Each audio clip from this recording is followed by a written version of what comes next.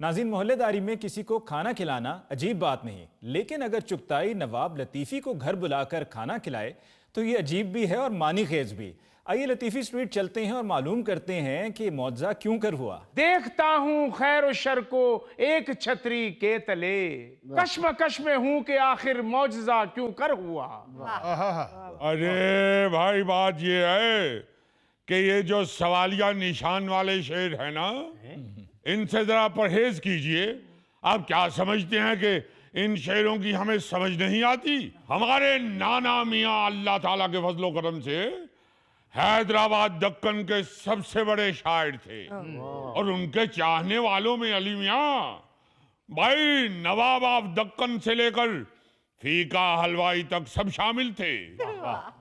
लतीफी मियाँ, ये फीके हलवाई की तो समझ आती है कि नवाब साहब से कभी बर्फी पे शायरी करा ली उसने, कभी जलेबियों पे शायरी करा ली।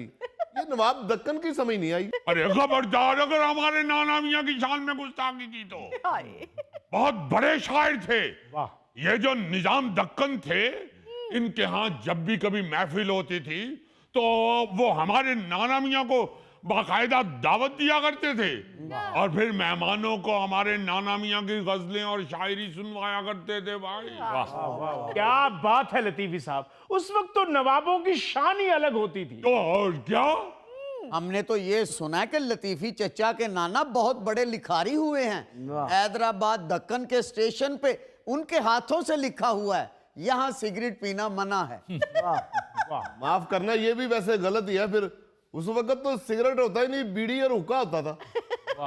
अरे नवाब लोगों को मालूम होता था कि आइंदा क्या मार्केट में आने वाला है, क्योंकि उनके पूछे बगैर मार्केट में कोई चीज नहीं आ सकती। लतीफी साहब, हमने तो ये भी सुना है कि लाल मूली गोल वाली आपके नाना की इजाजत से मार्केट में आई थी। पहली दफा वो 2 ब्लेडों वाला रेजर इनके नाना जान की वजह से मार्केट में बिका है। ओ बेटे भतीजे, क्यों तारीख उल्टी कर रहे हो? उस वक्त तो उस तरह होता था, उस वक्त तो रेजर होता ही नहीं था। बस भाई, बस बस बस बस, हम नहीं यहाँ बैठे। नहीं। उठिए उठिए, चलिए घर जा रही है। मेरी बात सुनिए, आप हमारे घर में आए हैं, प्लीज ऐसे नहीं जाने भाई जब भी नवाब साहब की कहीं भी तारीफ होती है, ये बाबर मियाँ फौरी तौर पे उसको मुस्तरद करने के चक्कर में होती है। भाभी आप तो तशरीफ रखिए, आप भी बैठिए बैठिए। तो ये ऐसी बात नहीं, बैठे बैठे बैठे। अगर वो बता रहे हैं तो आप खामोशी से सुनिए। वो लतीफी मियाँ जी, हमारे दादाजी बताया करते थे कि हम तो वो उस तरह से ही शेव करवाते थे। हाँ, तो जो गरीब लोग थे वो उस तरह से ही शेव बनाते थे। लतीफी भाई ये तो बातें करते, हमने तो ये भी सुना जब उस तरह भी इजाद नहीं हुआ था तो आपके नाना हजूर ईंट पे मुंह रगड़ लेते थे। तो देखो, अब दांत निकाल रहे हैं। अब नहीं कह रहे कि भाई उस वक्त तो ईंट होती नहीं थी, पतली वाली टाइल होती थी। लतीफी साहब, मैं कहने वाला था, मुझे पता है उस वक्त नहीं ईंट होती थी, लेकिन फिर आप नाराज हो जाते हैं कि नवाबों में से नुक्स निकाल रहे हैं। आपका बहुत शुक्रिया, आपने नवाबों की नाराजगी को मलहूज़े खातिर रखा है। मियाँ, हमारा जो नवाब खानदान था ना, हमारे जो नवाब बुजुर्ग थे, वो तो अपने महल्लात के बैतुल माल में कई कई महीने का ऐसी चीजों का जखीरा रखते थे। अच्छा, जखीरा अंदोज थे। अरे अरे मियाँ, देखे फिर गुस्ताखी कर रहे।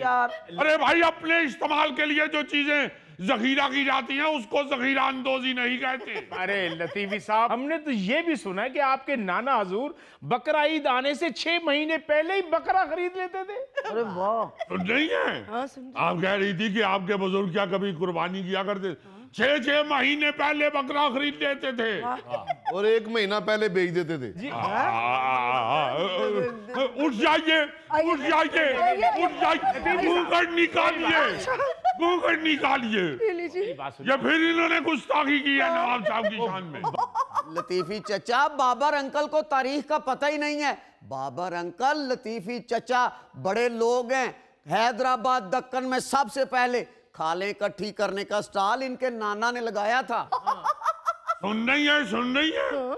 और हम उस वक्त छोटे छोटे हुआ करते थे, सारे उनके नवासे नवासियां इकट्ठे होके खालों को नमक मला करते थे। खालों को नमक लगाते थे? नवाब साहब, ਤੁਹਾਡੇ नाना जी हैदराबाद दक्कन ਰਹਿੰਦੇ ਸਨ ਜਾਂ ਤਜ਼ਾਬ ਹੱਥ ਰਹਿੰਦੇ ਸਨ? अरे मियाँ, हम तो हैदराबाद दक्कन के नवाब ठहरे। तेजाब आते तो हमारे ससुराल रहते थे, जहाँ हम बारात लेके गए थे 6 घोड़ों वाली बग्गी पे।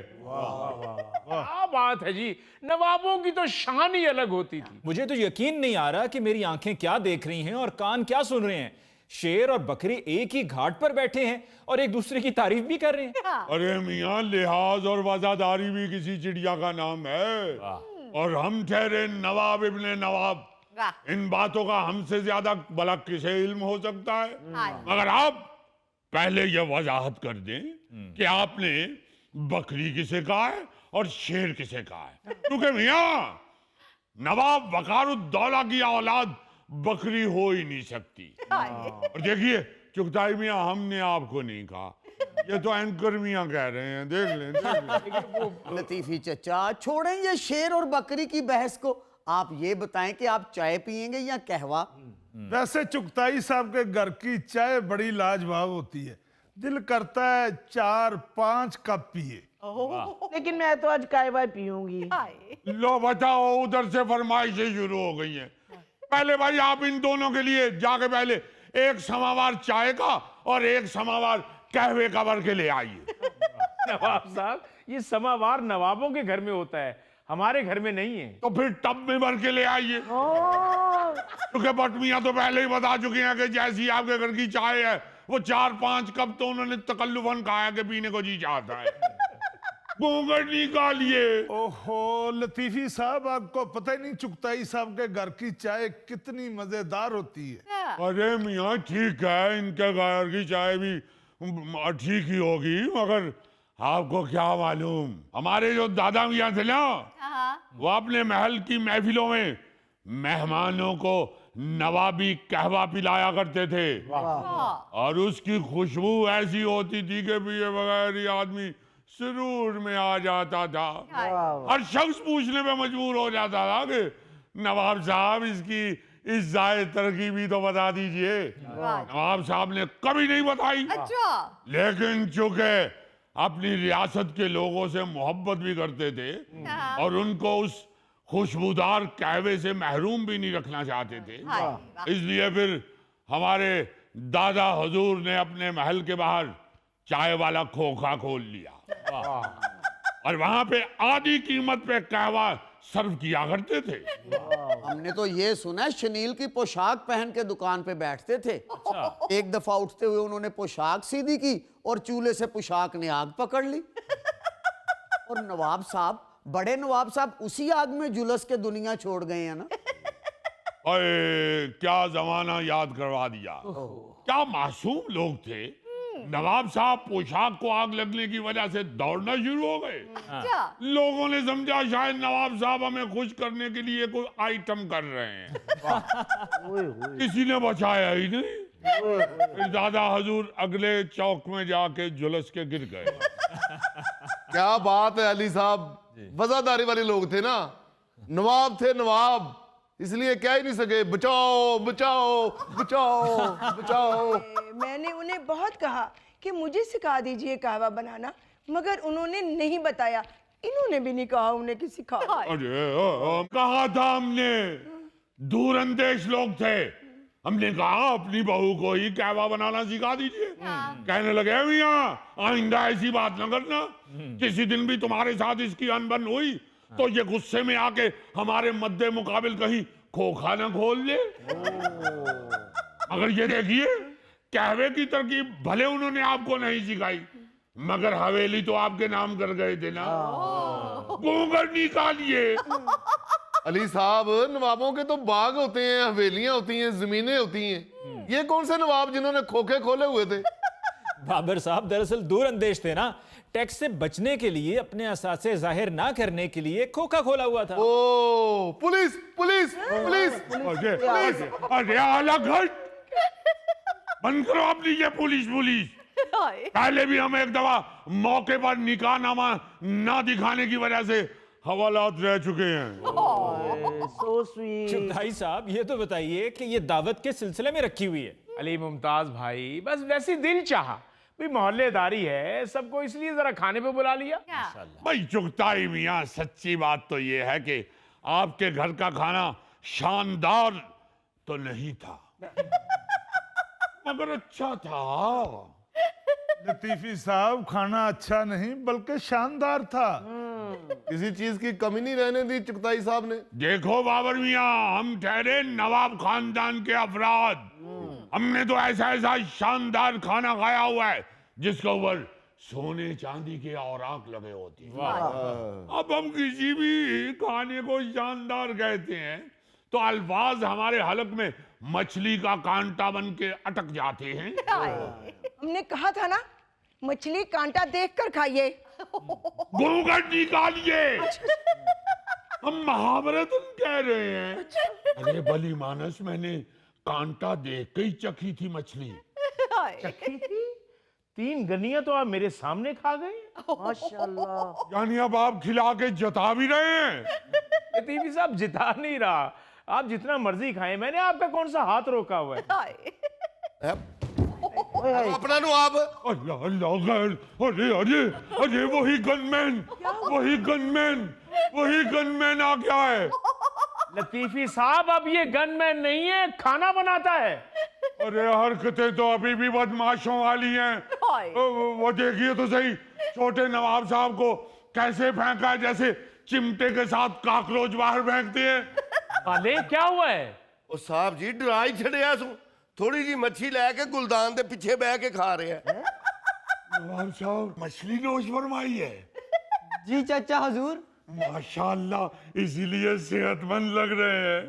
तशरीफ रखिए, इधर आ जाइए, इसको कहिए जाके अंदर काम करे। चाचा हजूर, मछली के बाद चाय पी जा सकती है? देखिए, हमारी खानदानी रवायात में तो ऐसा नहीं था, लेकिन मियाँ अब ना वो मछली रही ना वो खालिस दूध रहा कि दूध की बनाई हुई चीजें मत खाई जाएं। जी। आप देख लीजिए, अगर आप चाह रहे हैं तो कीजिए हुक्म, अभी आ जाएगी चाय भी।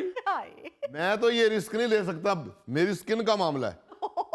चलो, अब हमें भी वहम में डाल रहा है। और किसी को वहम तो नहीं है ताकि मैं उतने का भी बनाऊं। ऐसा करो, मेरे लिए एक कावा बना दो। और मेरे लिए भी कहवे ही बना लाओ। ਉਹ ਖੁਦਾ ਦਾ ਖੌਫ ਕਰੋ ਭੱਟ ਸਾਹਿਬ, ਹੁਣੇ ਅੰਦਰ ਤੁਸੀਂ 2 ਜੱਗ ਲੱਸੀ ਦੇ ਪੀ ਕੇ ਆਏ ਹੋ, ਹੁਣ ਉੱਤੋਂ ਕਾਵਾ ਵੀ ਪੀਣਾ ਜੇ। माशाल्लाह, नजर ना लगा देना, जब कावा लेके आ वो भी जग भर के। लिया भाई जग भर के ते नाल साबन तौलिया भी ले आई। मेरा ख्याल है भट्ट साहब ने मुंह धोना है। ਮੈਂ ਤੇ ਕਹਿੰਦਾ ਟਾਪੇ 'ਚ ਹੀ ਬਣਾ ਦੇਣਾ, ਨਾਲ ਤਾਰੀ ਵੀ ਲਾ ਲੈਣਾ। यार ले आओ कावा, खाना हजम हो जाएगा। वैसे चुगताई मियाँ, खाना तो मालूम नहीं है हजम होगा या नहीं, मगर ये बात हजम नहीं हो रही कि अचानक इतनी मोहब्बत कहाँ से उमंड आई। एकदम आपने हमारी दावत कैसे रख दी? मामला क्या है, कुछ तो बताइए। चलो कोई बात नहीं लतीफी साहब, अगर सुबह का बूला शाम को घर आ जाए तो उसे बूला नहीं कहते। अरे क्या अल्लाह बात की है, 17 साल हो गए हमारी हमसाईगिरी को, 17 सालों में पहली दफा आपके मुंह से कोई अच्छी बात निकली है। वरना आपने हमेशा यही कहा है, सुबह का खाना अगर शाम को गर्म करके खा लिया जाए तो उसे बासी नहीं कहते। डैडी, बताएं ना वो बात। कौन सी बात? बेटा, क्या रिश्ता पक्का हो गया है? मुबारक हो। ओ, मेरी तरफ से भी मंगनी की मुबारक हो चुगताई साहब, लेकिन सारा सौदा जो है वो मेरी दुकान से जाएगा, मैं पहले बता रहा हूँ। बाबर भाई, अगर मंगनी की कोई बात होगी तो आप तमाम मोहल्ले वाले भी शामिल होंगे उसमें। आप लोगों के बगैर कैसे मैं मंगनी कर सकता हूँ? अरे चुगताई मियाँ, आज तो यूं लग रहा है कि वाकई सूरज कहीं शुमाल या जुनूब की तरफ से निकला है। छोटे नवाब साहब, बाहर जाके देखिए, कहीं आसमानों पे मछलियां तो नहीं उड़ रही। हाँ, देखिए तो सही, कहीं दरख्तों की शाहों पे भैंसों ने घोंसले तो नहीं बना लिए। अरे मियाँ चुगताई, और इतना मेहरबान। चुगताई मियाँ गई, अल्लाह ना करे डॉक्टरों ने जवाब तो नहीं दे दिया। लतीफी साहब, मुझे एहसास हो गया है कि हम साए होते ही मां जाए हैं। अगर तुम कोई ऐसी बात कर भी देती हो तो मुझे खामोश रहना चाहिए। देखा देखा, मैं तो पहले कहता था कि चुगताई साहब दिल के बुरे नहीं है, वैसे ही देखने में लगते हैं। ओहो डैडी, आपसे नहीं होगी बात, मैं करता हूं। लतीफी चचा, आपको तो पता है ना कि पिछले बाजार में हमारा प्लाजा बन रहा है। वही जो आपने 2-2 फुट आगे निकाल लिया हुआ है। लतीफी साहब, ये मसला नहीं है। असल में मसला ये है कि हमसे एक फ्लोर ज्यादा बिक गया है। वो जितने फ्लोर बनाने की हमें इजाजत मिली थी, वो गिनती में गलती हो गई, हम एक फ्लोर ज्यादा बेच बैठे हैं। चुगताई साहब, इसमें क्या परेशानी है? जो फ्लोर ज्यादा बेच बैठे हैं उन लोगों के उनके पैसे वापस दे दें। ओ जी, ऐसे कैसे पैसे वापस कर दें?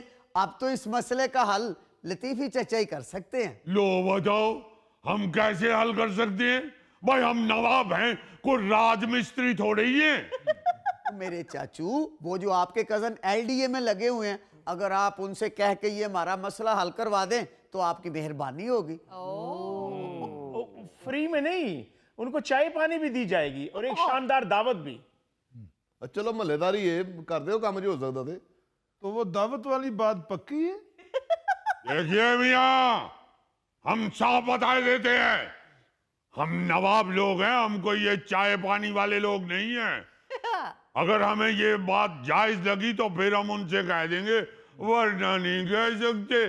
साफ बता देते हैं हम। बहुत शुक्रिया चचा, बहुत शुक्रिया। भाई अभी ताजा ताजा आप लोगों का नमक खाया है। ओ साहब जी, गैस नहीं आ रही, चाय नहीं बन सकती। क्यों, क्या हुआ गैस को? मेरा ख्याल है कंप्रेसर खराब हो गया। कंप्रेसर? वो तो गैस की चूल्हा है। अरे मैं भी कहूँ, सारा दिन गैस का प्रेशर क्यों नहीं बनता? आप लोग गलत समझे हैं, वो कंप्रेसर नहीं सिलेंडर कहना चाह रहा है। नहीं नहीं साहब जी, सिलेंडर नहीं, कंप्रेसर। और चाची जी, वो कहना चाह रहा है कि फ्रिज का कंप्रेसर नहीं ठीक चल रहा, 2-3 से कंप्रेसर। ओ नहीं नहीं साहब जी, गैस खिंचू। व्हाट्सएप खिंचू? लो बताओ, हम सारा दिन घर में बैठ के गैस के महकमे को सलवाते सुनाते रहते हैं। और हमें क्या पता है, आज 3 का सांप तो हमारे घर के बिल्कुल साथ ही बैठा है। 2 दिन तो शलजम गोश्त कौन तो बैठे हैं सी। ताई साहब वैसे है ज्यादती। ओ यार, यह गल नहीं है। और गल क्यों नहीं है? 3 दिन से छोटे नवाब साहब हमारे यहाँ तशरीफ लाए हुए हैं। यकीन मानिए, हम इनको खाना तक नहीं खिला सके। बेचारे भैंस के चारे में से कच्ची छलियां निकाल निकाल के खा रहे हैं। ये तो हर दूसरे मोहल्ले में हो रहा है और लोग हुकूमत को या गैस के महकमे को कोस रहे हैं, जबकि वहां पर कोई ना कोई खिच्चू लगाकर गैस को जो है वो अपनी तरफ खींच रहा है।